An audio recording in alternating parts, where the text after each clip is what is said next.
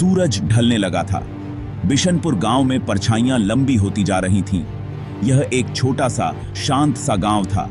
गांव वाले सीधे साधे थे। वे सबको और हर चीज को जानते थे, सिवाय गांव के बाहर लगे उस प्राचीन बरगद के पेड़ के। वह पेड़ विशाल और आकर्षक था। उसका विशाल तना आसमान की ओर मुड़ा हुआ था। उसकी जड़ें धरती पर सांप की तरह फैली हुई थीं। शाखाएं लंबी गांठदार उंगलियों की तरह फैली हुई थीं। वे भयानक परछाइयां बना रही थीं जो ढलती रोशनी में नाच रही थीं। सूर्यास्त के बाद कोई भी बरगद के पेड़ के पास जाने की हिम्मत नहीं करता था। गांव वाले अजीब और गरीब घटनाओं के किस्से सुनाते थे। वे भयानक आवाजों और टिमटिमाती रोशनी की बात करते थे। कुछ ने तो भूतिया आकृतियों को देखने का दावा भी किया था। प्राचीन वृक्ष के चारों ओर हवा में भय व्याप्त था। उसकी शाखाओं के नीचे एक अकेला झूला धीरे से झूल रहा था। यह उन रहस्यों की भयावह याद दिलाता था जो उस पेड़ ने अपने अंदर छुपा रखे थे। जैसे जैसे अंधेरा गहराता गया, गांव सन्नाटा छा गया। केवल पत्तों की सरसराहट की आवाज आ रही थी। ऐसा लग रहा था जैसे बरगद का पेड़ जिंदा हो गया हो। उसकी शाखाओं के बीच जुगनू टिमटिमा रहे थे, मानो वह विशाल वृक्ष लंबी नींद के बाद अपने आप को फैला रहा हो। गांव वाले अपने अपने घरों में दुबके हुए थे। हवा तेज हो गई। यह बरगद के पेड़ की शाखाओं से होकर गुजरी। सीटी जैसी आवाज एक दर्द भरी चीख की तरह थी। ऐसा लग रहा था जैसे कोई राज की फुसफुसाहट कर रहा हो। ऐसे राजा के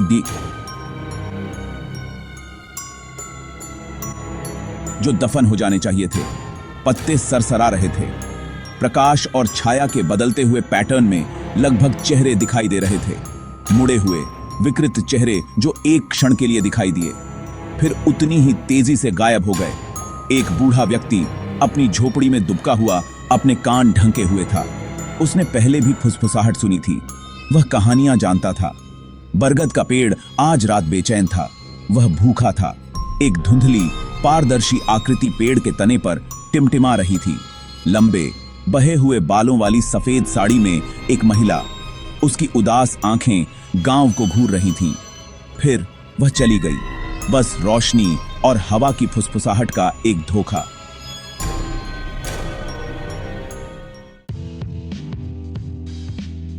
एक रात एक अकेला यात्री बिशनपुर पहुंचा। वह अपनी यात्रा से थका हुआ था और उसे आश्रय की तलाश थी। गांव वाले झिझक रहे थे। उन्होंने उसे बरगद के पेड़ और उसकी बुराई के बारे में चेतावनी दी, लेकिन यात्री तर्क का आदमी होने के कारण उनके डर को केवल अंधविश्वास कहकर खारिज कर दिया। वह आग के पास बैठ गया, दूर देशों की कहानियां सुना रहा था। गांव वाले उसकी उपस्थिति से गर्मजोशी महसूस करने लगे। एक बहादुर व्यक्ति ने आखिरकार उससे भूतिया प्रेत के बारे में पूछने की हिम्मत की। यात्री ने ध्यान से सुना। उसकी आंखों में दिलचस्पी की चमक थी। यात्री ने एक पुरानी किताब निकाली। इसके पन्नों पर प्राचीन चिन्ह और फीकी लिपि थी। उसने बताया कि पेड़ स्वाभाविक रूप से दुष्ट नहीं था। यह एक पात्र था, जीवित और मृत लोगों के दायरे के बीच एक सेतु। उसने एक प्रतीक की ओर इशारा किया, ऊर्जा का एक घूमता हुआ भंवर। यह, उसने कहा। उसकी आवाज धीमी थी। दुनिया के बीच फंसी हुई आत्मा का प्रतिनिधित्व करती है। एक आत्मा जो शांति चाहती है या बदला। भाग 5, खौफ की रात। उस रात यात्री अतिथि कुटिया में चैन की नींद सोया था। वह उस परछाई से अनजान था जो उसकी ओर बढ़ रही थी। हवा में गूंज रही कोमल शोकाकुल चीखों से अनजान। रात में एक रूह कंपा देने वाली चीख गूंज उठी। यात्री की नींद खुली। उसका दिल तेजी से धड़क रहा था। वह भयभीत ग्रामीणों के साथ बाहर भागा। चीख बरगद के पेड़ की दिशा से आई थी।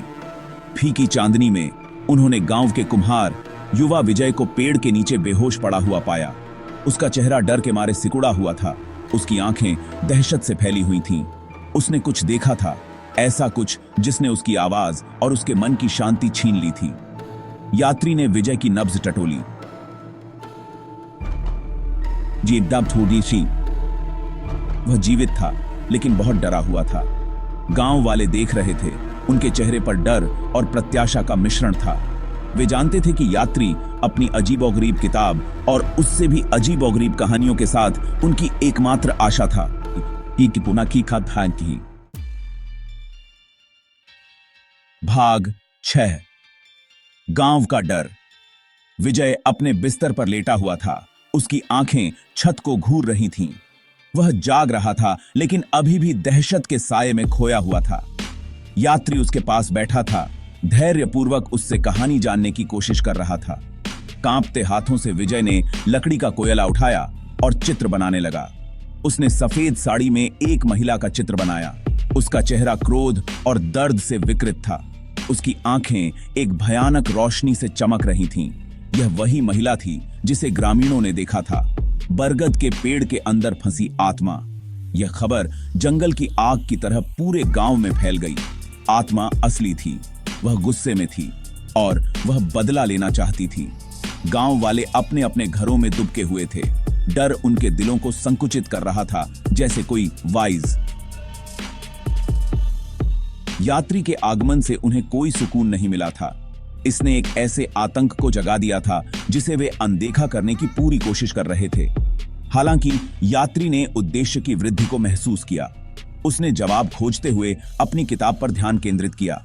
वह जानता था कि उसे जल्दी से काम करना होगा। आत्मा मजबूत होती जा रही थी और बिशनपुर गांव बहुत खतरे में था। भाग 7। अज्ञात का सामना। अगली रात अपनी किताब और एक लालटेन के साथ यात्री बरगद के पेड़ के पास पहुंचा।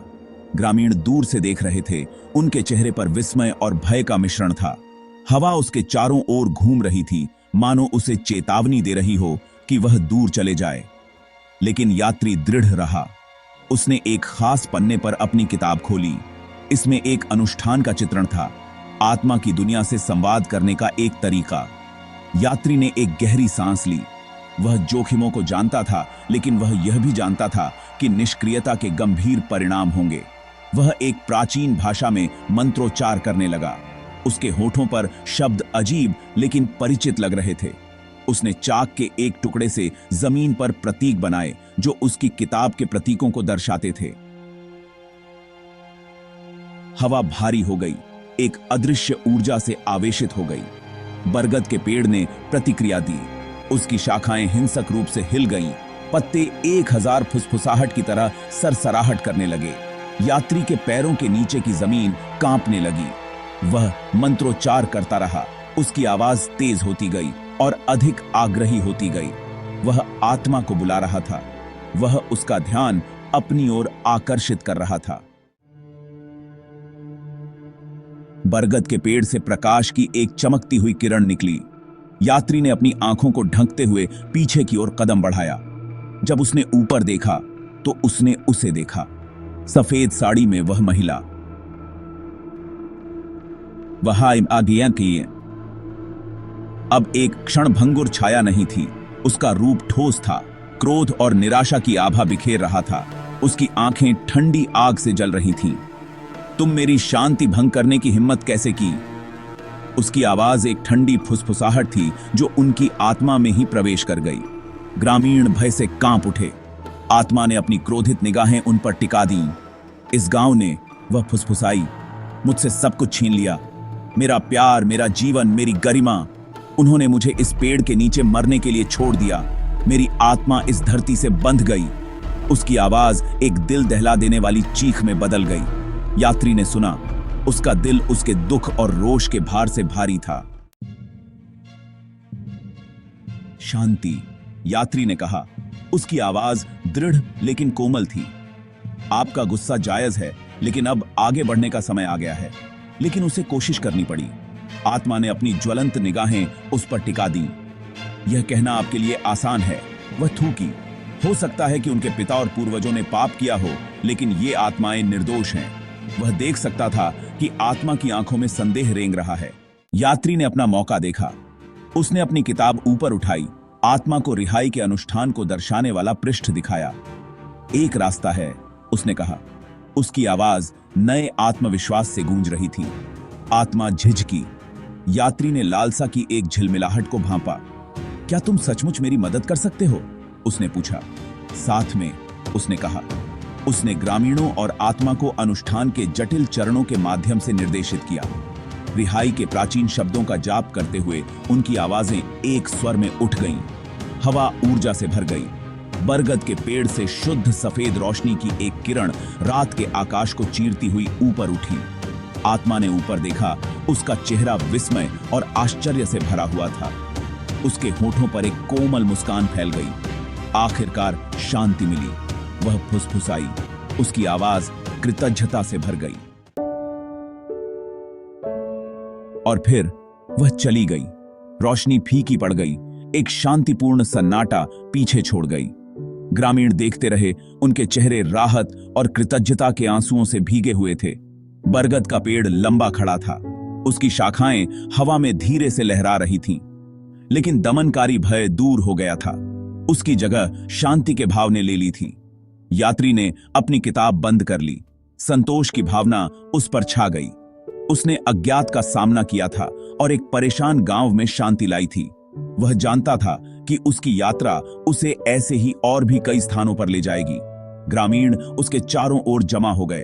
उसे कृतज्ञता और आशीर्वादों से नहलाया। उसने उन्हें उनके डर से मुक्त कराया था। उसने उन्हें उनका गांव वापस दे दिया था। अगली सुबह जब उसने अपनी यात्रा फिर से शुरू की तो वह भोर की कोमल चमक में नहाया हुआ एक गांव छोड़ गया। बरगद का पेड़ अब डर का प्रतीक नहीं रहा। करुणा, समझ और मानवीय भावना की स्थायी शक्ति का साक्षी बना रहा।